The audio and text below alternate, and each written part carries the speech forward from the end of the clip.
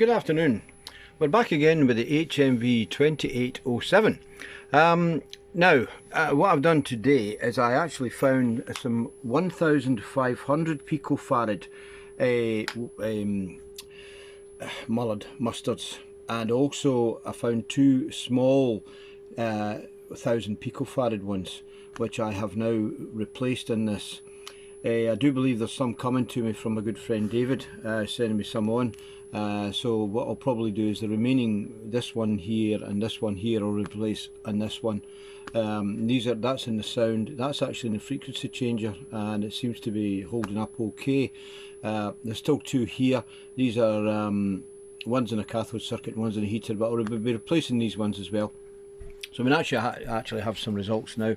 That's it through the tuner. As we can see, the antenna is connected to the rail socket, and there's no baseband video going in now to the video amplifier, and we've got sound as well, as you can hear. It's just a little bit off. I'm not going to do any realignment until I've completed this. We fitted an ordinary pot into the frame linearity as well. It's low current there, so a standard carbon pot is absolutely fine, and we can see it really just mostly affects the top linearity, to be honest. Linearity is actually spot on now. The jitter that we get on the frame is the blocking oscillator transformer. Something iffy with it. Give it a tap with a hammer. That sounds rough, but a little tiny thing. It needs a fairly nice tap.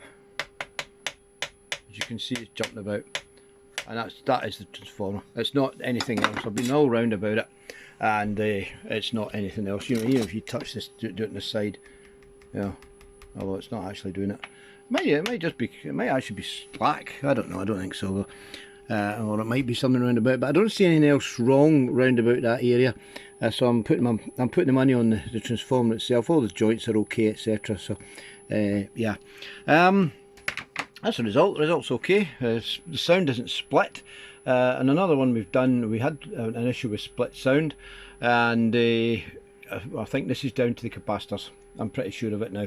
So we can do these capacitors, put the right ones in, and I'm sure that'll cure this other one. The other issue they have is the cores, right? The adjustments are, I take it these are brass, and there's a little earthing strap. Now this set is quite corroded. It's got a bit of a dirt on here, and this doesn't make a very good electrical contact between the spring and there, and if you touch them and move them around, it crackles away. So I've cleaned them with carbon tet, believe it or not. I have some and it's helped, but it's not really a complete cure. Really the ideal thing is to get them polished. I'm probably going to use my little brass attachment on my drill to polish these up to get a better contact. I think that's another issue with them, that these need to be right, so that core is earthed, so we don't get drift issues and so on. But it's actually looking quite well. It's looking okay. There's plenty of brightness, there's plenty of contrast. That's the contrast up. It's beginning to invert there, so it's the sync though isn't the strongest of frame syncs in this. I don't know whether they're all the same. It tends to give me a slight false lot as I'm bringing it down, so I'm going to investigate the sync levels with a scope, see what they're like, etc. Plenty of brightness. There we go.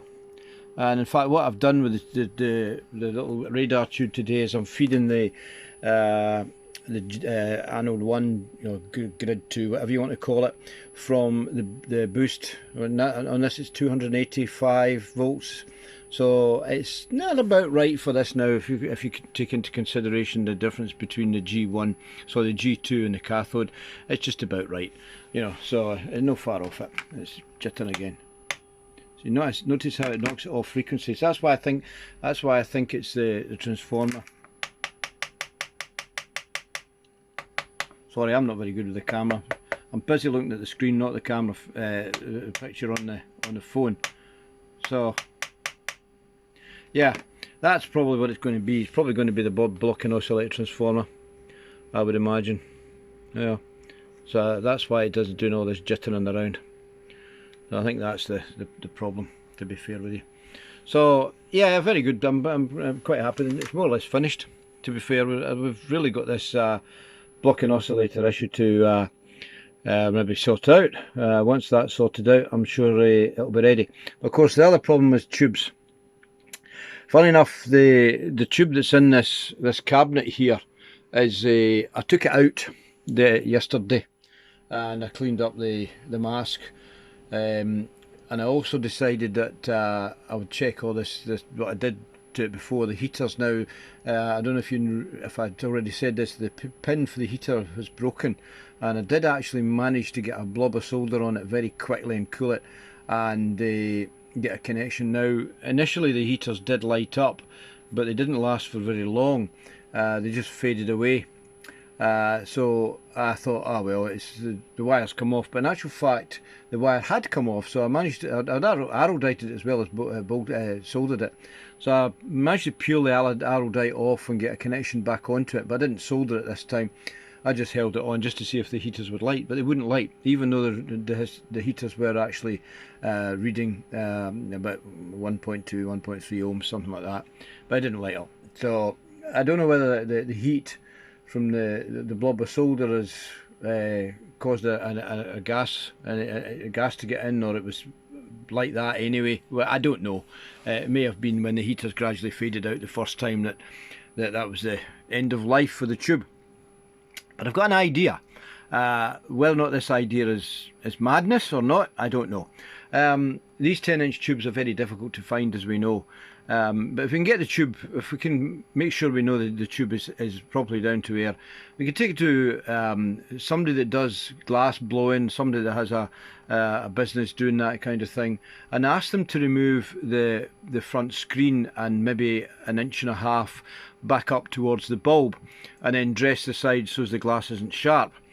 And what about putting a 9-inch tube inside there?